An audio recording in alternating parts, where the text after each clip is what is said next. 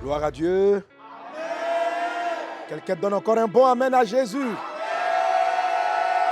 Voilà, en tout cas, que le nom du Seigneur soit béni. Tu es béni par Jésus. La grâce et la faveur de Dieu sont sur ta vie. Et vraiment, tu es béni. Tu es béni pour conquérir. Tu es béni pour prendre des territoires. Et aujourd'hui, vraiment, on va parler d'un aspect de ta bénédiction qui doit te permettre de gagner davantage des âmes, de voir la gloire de Dieu se manifester dans toute ta vie. Amen. On va parler du meilleur trésor de Dieu, du bon trésor de Dieu. Et quand vous êtes un chrétien à la dimension de l'épouse, vous avez accès à toutes ces petites choses. Donc, je vais vous partager aujourd'hui à peu près 10 secrets. Amen. 10 choses, 10 petits secrets qui vont vous permettre de vivre le bon trésor de Dieu, qu'on appelle aussi le surnaturel divin. Alléluia. Amen. Alors, avant d'aller plus loin, on va prendre le temps de prier, de confier le moment entre les mains du Seigneur, de confier toutes choses entre les mains du Seigneur. Merci Seigneur pour ta grâce divine, merci pour ces instants. Merci Saint-Esprit de nous accorder la grâce, de nous asseoir à tes pieds pour écouter ta voix, pour entendre ta parole. Je prie afin que tu disposes nos cœurs, tu disposes la parole, tu disposes la technique, tu disposes toutes choses et que tu parles à nos vies et que nos vies soient changées par ta parole. Sois élevé, sois magnifié pour tout ce que tu fais. Béni sois-tu, mon Dieu, au nom de Jésus. Amen. Amen, amen, amen. Le Seigneur est bon. Alléluia. Alors, donc, je parlais tantôt du bon trésor que Dieu a. Vous savez, Dieu a des trésors. Dieu a des trésors. Amen. Et il y a même un trésor qu'il qualifie d'excellent, qu'il qualifie de bon. Il y a des trésors sur la terre, il y a des trésors au ciel. Alors, c'est quoi un trésor? Un trésor, c'est quelque chose qui a généralement beaucoup de valeur, une grande valeur. De tout temps sur la terre, les hommes on court après les trésors. Et là, tout de suite, on te dit, il y a un trésor dans ta chambre. Ça va te faire quoi? Tu vas aller soulever toutes choses, tu vois, pour chercher le trésor, ok? On te dit, il y a un trésor dans ton jardin, tu vas aller, voilà. Les gens ont fait des voyages. Ils sont venus visiter des pays, coloniser des endroits à cause des trésors qui sont dans les pays, à cause des richesses. Ce sont les trésors qui font courir l'homme. Lorsqu'une personne reçoit dans sa vie un trésor important, sa vie est changée, sa vie est transformée. Hein? Pourquoi les gens sont partis coloniser l'Amérique? Ils ont quitté l'Europe pour aller coloniser l'Amérique avec les Amérindiens qui y étaient. Parce que là-bas, ils ont vu des trésors. Il y avait de l'or, il y avait des grandes forêts, des espaces extraordinaires. Ils se sont dit, mais waouh, c'est super, on peut vivre là-bas. Pourquoi ils sont venus en Afrique? Parce qu'il y avait des trésors, de l'or, du diamant, du pétrole et plein de choses comme ça. Et pour ça, pour des trésors, les hommes étaient capables de tuer, de prendre la vie d'autrui pour pouvoir obtenir les trésors. Parce que quand tu as un trésor, ta vie peut totalement changer. Toute ta vie peut totalement changer. Amen. Amen. Alors, le bon trésor, aujourd'hui, il ne s'agit pas de trésor des hommes, mais Dieu aussi a des trésors. Amen. Dieu aussi a des trésors. Amen. Amen. Et en tant qu'épouse de Christ, nous participons au trésor de Dieu. On a accès. Ta femme a accès à tes trésors.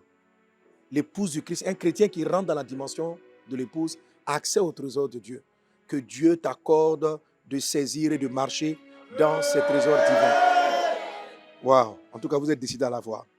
Amen, amen, amen. Amen. Gloire à Dieu. Amen. Alléluia. Alors, cette affaire de ce bon trésor de Dieu-là est marqué dans la bénédiction numéro 10. Amen. La 10e bénédiction qui dit ceci en Deutéronome chapitre 28, verset 12, qui est la 10e des bénédictions. En fait, dans le verset 12, on a 2 bénédictions et elles sont enchaînées. Amen. Et on va lire donc la première des bénédictions dans le verset 12 de Deutéronome 28. Alors, on va le lire ensemble, Deutéronome 28, verset 12. On y va, 1, 2, 3. L'Éternel t'ouvrira son bon trésor, le ciel, pour envoyer à ton pays la pluie en son temps et pour bénir le travail de tes mains. Virgule. Tu prêteras à beaucoup de nations et tu n'emprunteras point. Amen. Alors, la partie tu prêteras à beaucoup de nations, tu n'emprunteras point. Ça, c'est la partie de la bénédiction numéro 11, la bénédiction de l'influence. OK? Mais juste avant de te rendre influent, quelque chose doit se passer. Pour que vos vies changent votre environnement. Pour que vous soyez des personnes uniques. Pour que tu sois quelqu'un de différent. Pour qu'on sente que... Parce que prêter aux nations, ça veut dire influencer les nations. Prêter aux nations, ça veut dire que Dieu te donne des choses que les autres n'ont pas. Dieu t'accorde des choses que les autres n'ont pas. Tu deviens quelqu'un d'exceptionnel. C'est dans cette dimension-là était les Joseph. Pharaon n'aurait pas aimé, ne croyait pas les choses auxquelles Joseph croyait. Mais Joseph détenait certains trésors, certaines compétences, certaines capacités qu'on ne trouvait pas. C'est pourquoi Pharaon pouvait dire, mais est-ce qu'on va trouver en Égypte ici quelqu'un qui a cette intelligence? On n'en trouvait pas. Amen. Et c'était pareil aussi pour Daniel. Mais tous ces hommes-là, ils ont eu accès à ce que le verset, ce par quoi le verset commence. Ils ont eu accès, même pas à tout le trésor, à une partie du trésor divin. Amen.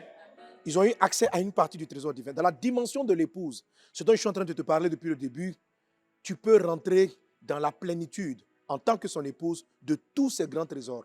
Et qu'est-ce que dit le Seigneur? Il dit, je vais te donner mon bon trésor. Amen. Ça veut dire que Dieu a différents trésors. Alléluia. Et il y a un trésor que lui-même il qualifie de bon. Il dit, l'Éternel t'ouvrira son bon trésor. C'est-à-dire, Dieu même regarde le trésor et puis il dit, non, je suis fier du trésor. C'est ton héritage dans le nom de Jésus. La Bible dit, nous avons toutes sortes de bénédictions en Christ. Nous avons toutes sortes de bénédictions. Donc, en tant que chrétien né de nouveau, surtout entrant dans la dimension de l'épouse, ça c'est votre héritage. Tu as accès au bon trésor céleste. Alléluia. Tu as accès au bon trésor. Il dit, l'Éternel t'ouvrira son bon trésor, virgule, le ciel. Dis avec moi, le ciel. Le ciel. Alors, la phrase dans sa syntaxe veut dire que le bon trésor de Dieu, c'est le ciel. Amen. Le ciel est tout ce qui s'y trouve. Le ciel, ça veut dire le surnaturel. Le ciel, ça veut dire accéder aux choses qui ne sont pas sur la terre. C'est ça le ciel. Amen. Et Dieu dit que c'est son bon trésor. Alors, quand Joseph, pour que Joseph commence à régner, il a accès à une intelligence qui n'est pas terrestre. Et ça lui donne de dominer un pays. Daniel a accès à des informations qui ne relèvent pas du terrestre, qui relèvent du ciel.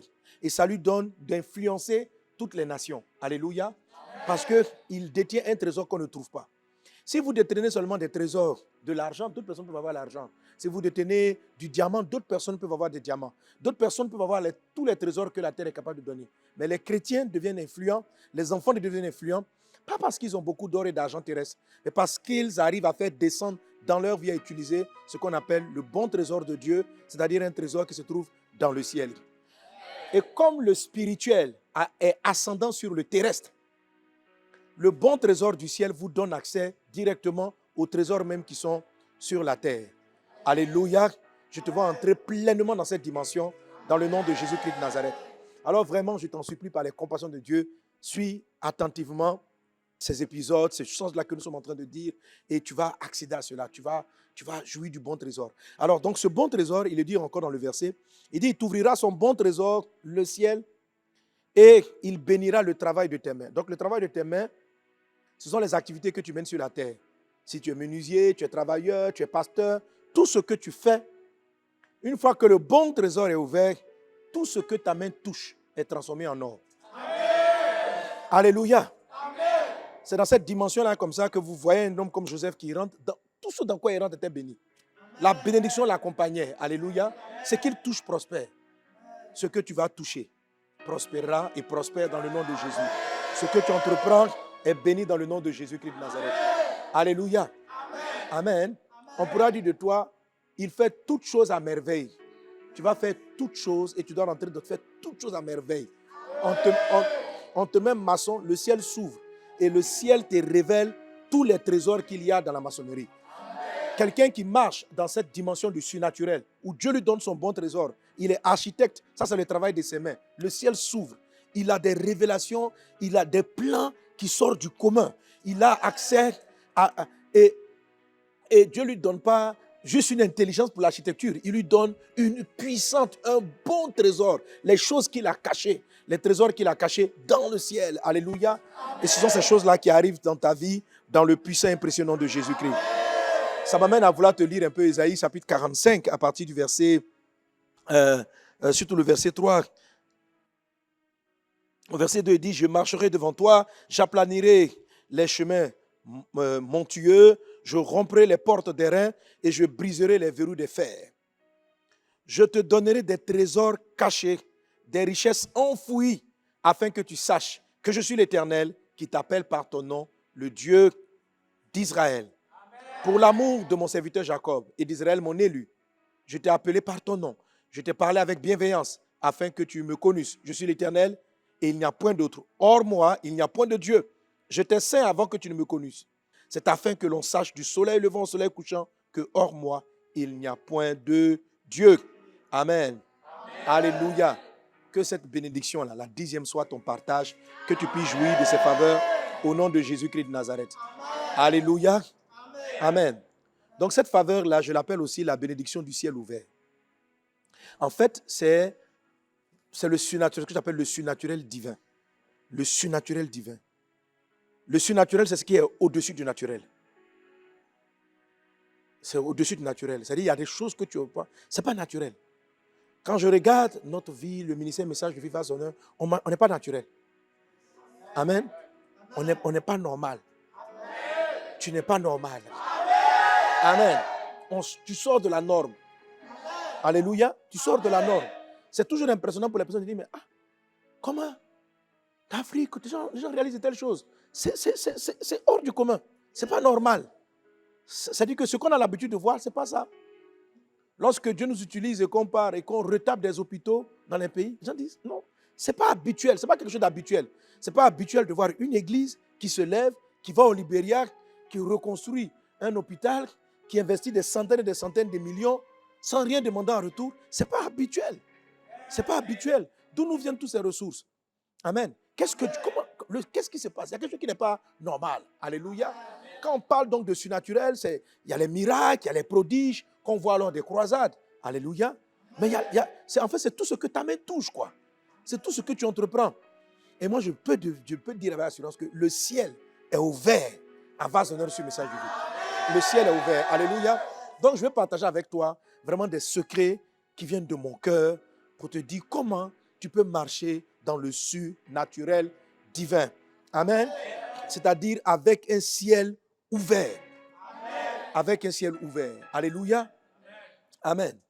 Alors, vous connaissez beaucoup de passages. Le Seigneur dit, apportez à la maison du trésor vos dîmes et vos offrandes. J'ouvrirai pour vous les écluses des cieux, etc. Amen. La Bible dit dans le livre de Luc, chapitre 2, lorsque Jésus-Christ a été baptisé, pendant qu'il priait, le ciel s'est ouvert. Jésus peut dire encore quelque part, il dit, vous verrez désormais le ciel ouvert et les anges monter et descendre sur le Fils de l'homme. Amen. Une bonne nouvelle, c'est que quand Jésus-Christ est mort à la croix, il a ouvert le ciel. Donc le ciel n'est plus fermé. Amen. Et Jésus a dit ceci, vous verrez désormais le ciel ouvert et les anges monter et descendre sur le Fils de l'homme, a dit Jésus. Donc, dorénavant, le ciel est ouvert. Alléluia. Amen. Mais ce n'est pas parce que la porte est ouverte que j'entre dans la chambre, que j'entre dans la salle. Amen. Amen. Voilà. Avant, c'était compliqué. Il fallait des clés, il fallait comprendre beaucoup de choses. Maintenant, Dieu l'a ouvert. Donc, j'ai accès.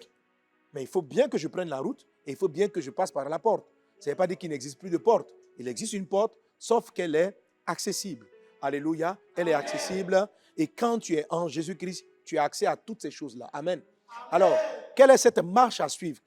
Comment un chrétien, quelle est la démarche spirituelle que tu fais pour pouvoir vivre ce surnaturel divin dont parle le ciel, que le Seigneur appelle le bon trésor, qui touche tout? Joseph, en tant que politicien, gérait un pays, le ciel s'est ouvert pour lui donner les révélations dont il avait besoin. Daniel, le ciel s'est ouvert pour lui donner les révélations.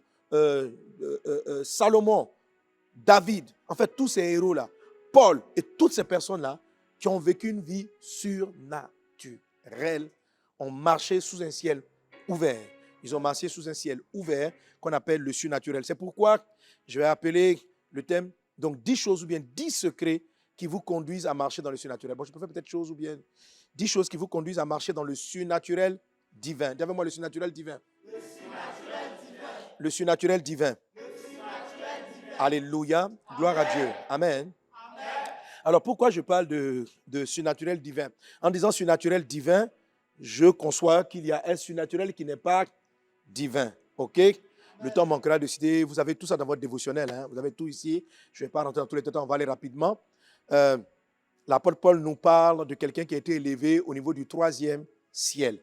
Donc, il y a différents cieux. Il y a différents cieux. Il y a le premier là que nous voyons. Il y a le deuxième, avec donc c'est le ciel spirituel, où sont les esprits impurs, les démons. Voilà. Et puis vous avez maintenant le 3e ciel, où Dieu siège. Alors quand il dit, je vais ouvrir mon bon trésor, le ciel, ce sont les dimensions, les grâces qui viennent de ce troisième ciel. Quand Jésus dit, vous verrez le ciel ouvert, les anges monter et descendre, voilà, amen. Mais il nous parle aussi dans le livre d'Éphésiens, il dit, vous n'avez pas lutté contre la chair et le sang, mais contre les esprits impurs dans les lieux célestes. Donc il y a des esprits impurs qui sont aussi dans les lieux célestes. Et là où sont ces esprits impurs, ce n'est pas là où est Dieu, ils sont au niveau de ce qu'on appelle le second ciel. Et vous avez quelques détails dans cet ouvrage. Amen. Amen. Alléluia. Alors donc, il y a le surnaturel qui est malsain. C'est ce que vont utiliser les occultistes. Lui, il a deux sources principales. Il a le deuxième ciel et puis il a des puissances qui viennent de la terre. OK? Parce que les démons ont été précipités sur la terre, des esprits ont été précipités sur la terre et ils sont entrés dans des abîmes. C'est pourquoi en Apocalypse chapitre 9, par exemple, on voit un ange qui descend, qui ouvre le puits de l'abîme et puis il y a des démons qui en sortent. OK? Donc, ce que les occultistes utilisent, les différentes puissances qu'ils utilisent sont des puissances là qui viennent de ces deux endroits. Donc la sorcellerie existe. Par exemple, c'est dans la gestion du surnaturel divin, pas du divin, du surnaturel du deuxième ciel que les mages ont pu savoir que Jésus-Christ était né. Amen. Parce que Dieu lui-même, il dit, il y aura pas tu ne feras pas d'astrologie. Mais c'est un surnaturel, c'est des choses qui te permettent d'avoir des informations surnaturelles. Et il faut que vous soyez conscient que beaucoup de personnes sur la terre fonctionnent avec cela. Les pays prennent possession des autres pays en s'appuyant sur le surnaturel mystérieux, satanique, diabolique du deuxième ciel. Quand vous partez au travail, quand les gens vous regardent et puis ils voient la grâce qui est dans votre vie, ils utilisent des pouvoirs du deuxième ciel pour pouvoir voir, pour pouvoir t'exploiter, pour pouvoir abuser de toi, etc. Donc, il faut en être conscient, c'est une chose qui existe.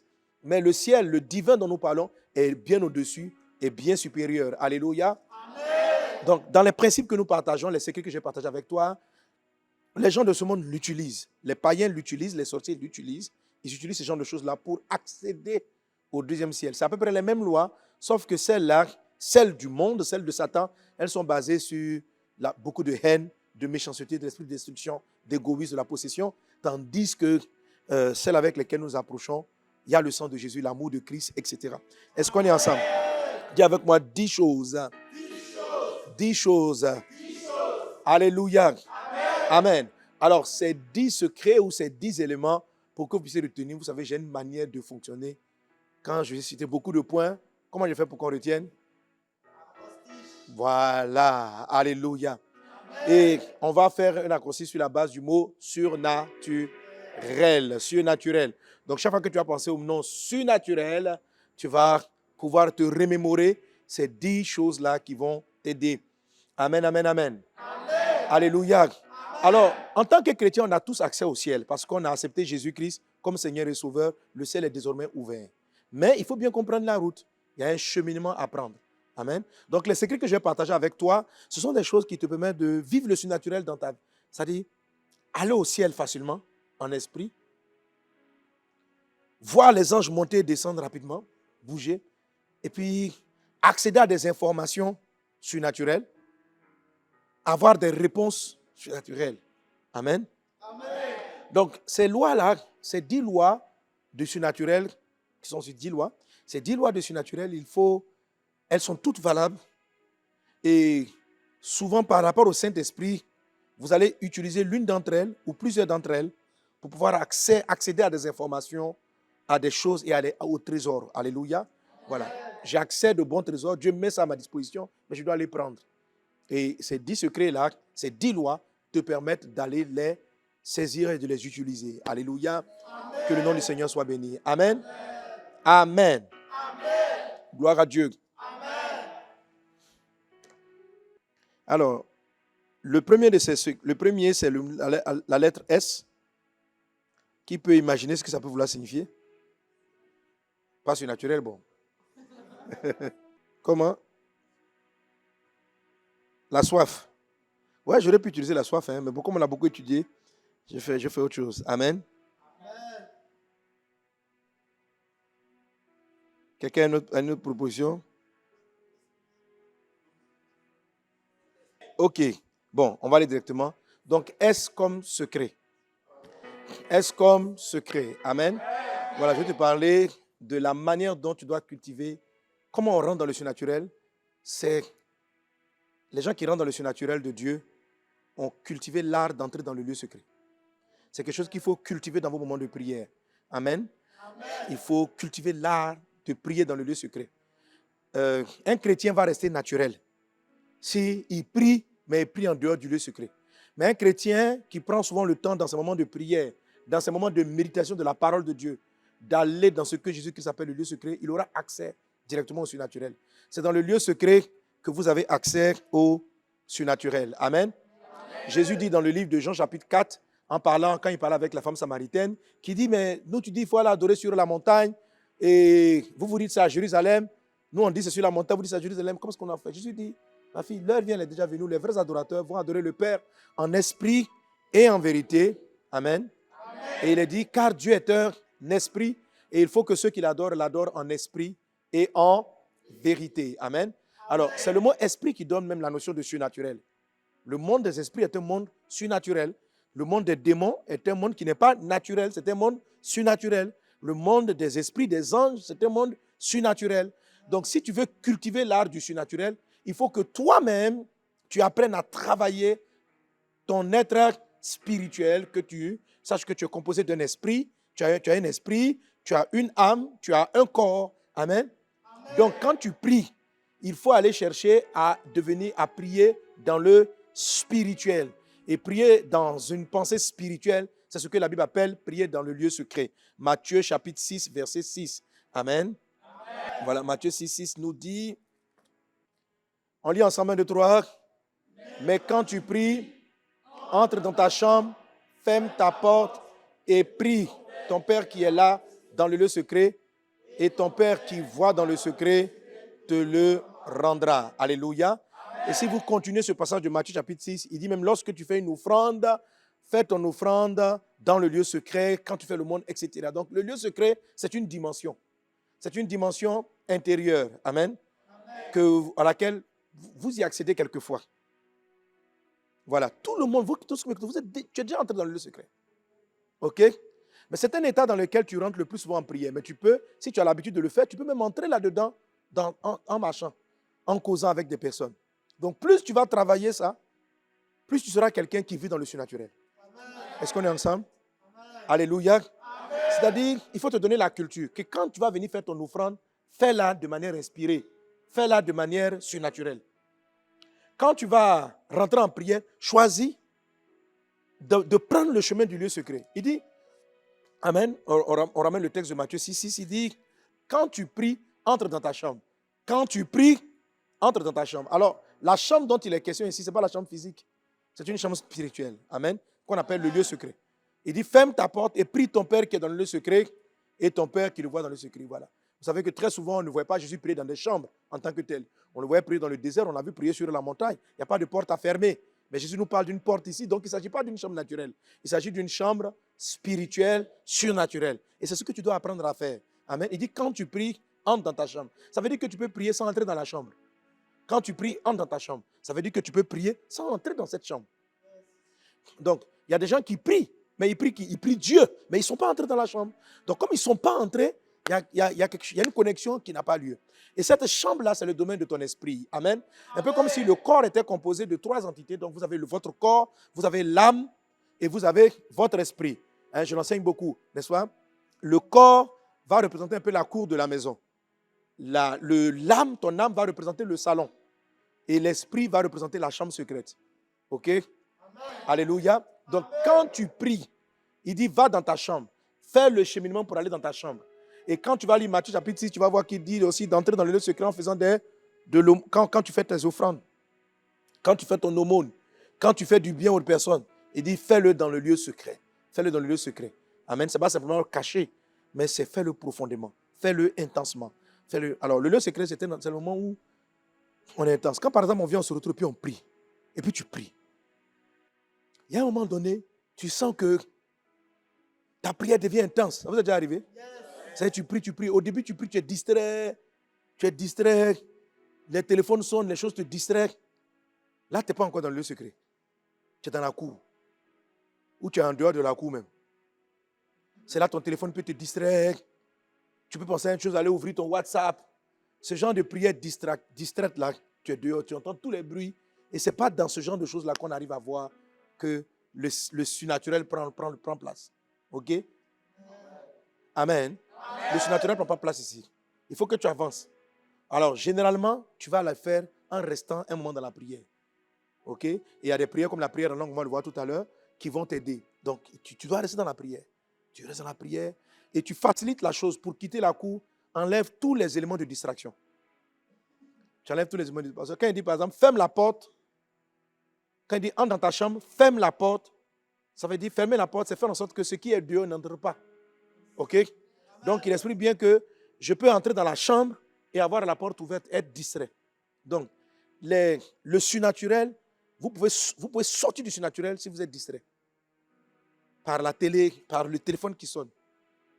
C'est pourquoi Jésus envoyait souvent les disciples dans le désert où il n'y avait personne. Et que Jésus lui-même, pour pouvoir prier, allait dans des lieux déserts.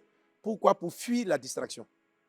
Alors, si tu sais que ton téléphone est pour toi une grosse source de distraction dans ton moment de prière, éloigne ton téléphone de toi.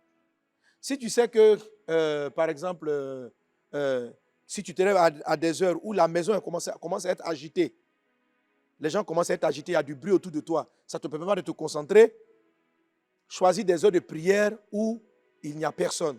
Donc, par exemple, si vous voulez des hommes spirituels, vous devez remarquer le temps où vous pouvez entrer dans un lieu désert intérieur. OK? Tu peux être dans une chambre même où il y a beaucoup de personnes. Vous êtes dans une chambre commune. Il y a beaucoup de monde. Donc, tu n'es pas chez toi pour dire que tu vas t'enfermer dans ta chambre. Tu peux aller dans le lieu secret même avec tout le monde.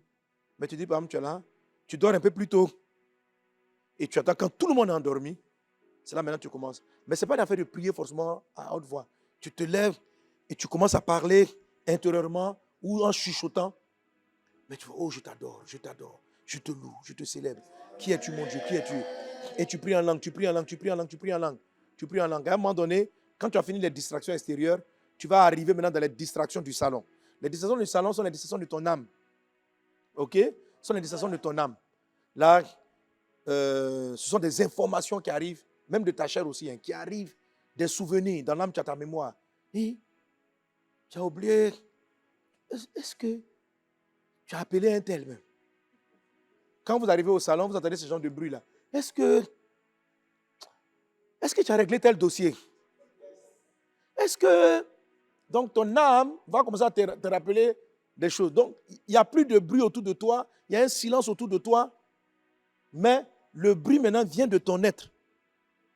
C'est toi-même qui envoies des pensées et qui sont susceptibles de te garder au salon. Et si tu restes au salon, tu pries. Ce n'est pas que Dieu n'entend pas. Mais tu n'es pas entré dans le surnaturel. Tu es encore dans le naturel. Tu es encore dans l'émotionnel. Tu es encore sur la terre. Alléluia. Amen. Donc tu pries et tu restes en prière. Et quand tu entends la voix, mais règle tel problème, ne l'écoute pas. Règle ceci, ne l'écoute pas. Tu as faim, ne l'écoute pas. Tu as soif, ne l'écoute pas. Tu penses à ceci, faut pas te... Tu dis, bon, demain on va dire Rukata Rabakata Labrayada Brada Soro Baralake. Rebababa. Et tu pries. À un moment donné, boum, tu rentres dans la chambre.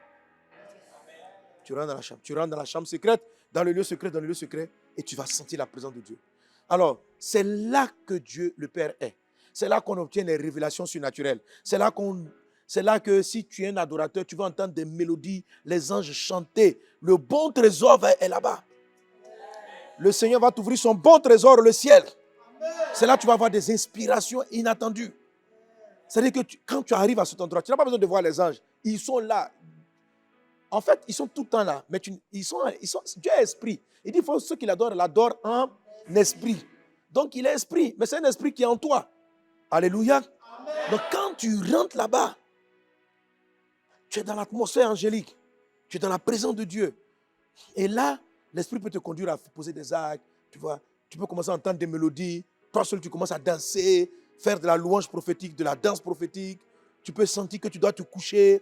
Tu peux sentir ce qu'il te demande de faire. Tu peux sentir que demain, il faut jeûner, que la journée qui va commencer ne mange pas. Tu peux sentir que, bon, c'est-à-dire que c'est là qu'on reçoit des instructions. C'est là qu'on reçoit la sagesse de Dieu. C'est là qu'on reçoit. Donc, un chrétien, ça nous arrive tous d'entrer dans le secret. Mais les gens surnaturels, ils vont souvent. ils vont souvent là-bas. Alléluia. Certaines fois, ce n'est pas du tout facile. Tu peux rester 2 heures dans la prière, taper 2 heures de prière sans pouvoir accéder. OK? Mais un prieur qui va rentrer dans le surnaturel divin est quelqu'un qui cherche toujours à entrer, ou très souvent, à entrer dans le lieu secret. Amen. Et donc, ça va développer certains autres points. Amen. Alors, que Dieu te bénisse abondamment. On va s'arrêter là pour cet épisode. Est-ce qu'on est ensemble? Quelqu'un donne un bon amen? Donc, tu retiens aujourd'hui, donc, qu'est-ce que j'ai fait? Je t'ai parlé donc l'importance du bon trésor. Qu'est-ce que c'est que le surnaturel divin? Qu'est-ce que c'est qu'avoir l'atmosphère du ciel ouvert? Est-ce qu'on est ensemble? Ça va? Et puis, les 10 choses, on a commencé donc par la première lettre, qui est la lettre S, qui est secret, pour faire référence donc au lieu secret. Donc, ceux qui vivent le surnaturel divin sont des personnes qui cultivent l'art de la prière, d'entrer régulièrement dans le lieu secret. Plus tu vas cultiver ça dans ta vie de prière, plus par exemple, tu peux même, à un moment donné, tu vas accéder là-bas très facilement. Alléluia. Amen. Et on verra d'autres secrets qui font en sorte que les gens se maintiennent dans ce lieu secret. C'est-à-dire, le gars il est dans la rue comme il est là-bas. Il marche dans la ville, il est là-bas. Il te salue et puis lui il est là-bas. Alléluia. Il est là-bas. Donc quand tu regardes des personnes, tu vois Dieu en même temps. Tu vois, Dieu te parle d'eux. Et quand tu es dans cette dimension, les dons spirituels sont constamment actifs. Quand tu vois, par exemple, quelqu'un vient et puis il pose la question à Daniel, il y a telle chose, il y a tel mystère. Et puis en même temps, il dit, voilà ce que Dieu dit.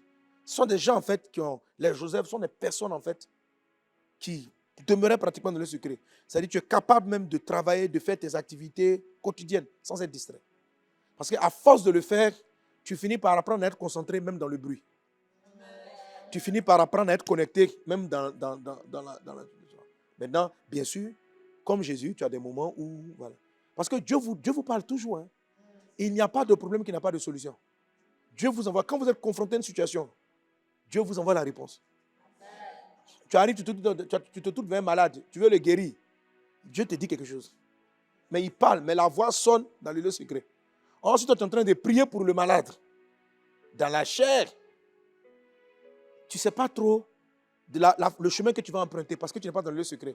Peut-être que tu vas avoir une idée. Tu vas entendre une voix, par exemple, qui te dit, ne lui impose pas les mains, fais-lui l'onction d'huile, par exemple. OK? Mais tu ne peux pas savoir si ça vient de ton âme, si ça vient de ton expérience. Et quelquefois, tu sais, ça marche, et puis il est guéri. D'autres fois, ça ne marche pas. Parce qu'en fait, l'information n'est pas venue du ciel. Soit elle est venue de ton âme ou de ta chair à cause de l'expérience de la prière pour les malades. Mais quand tu veux prier pour un malade et que tu cultives là d'entrer dans le lieu secret, dès que le cas arrive devant toi, et puis tu as un esprit, l'esprit te dit, dis-lui un mot. Ou bien il est là, il dit ne prie pas d'abord pour lui. Demande-lui où est sa maman. Des trucs comme ça. Parce que tu as cultivé là du surnaturel. C'est comme ça qu'on marche dans le surnaturel. Alléluia. Donc plus tu vas dans le lieu secret, plus tu travailles là du lieu secret, plus tu vis dans le surnaturel. Mais il faut le commencer dans vos moments de prière systématiques et puis après l'augmenter dans la vie de tous les jours, restant en prière. Mais il y a d'autres éléments sur les 10 secrets là, les 10 lois qu'on va apprendre qui vont nous aider. Que Dieu te bénisse abondamment. Amen. 2022 bénir pour conquérir à la conquête des âmes. Tu es membre de Vase d'honneur. En 2022, emmène une âme à Christ, encadre-la et fais-en un disciple. Tu es boss à Vase d'honneur. Emmène 2 âmes à Christ, fais-en des disciples, des boss. Challenge 2022 bénir pour conquérir, c'est maintenant.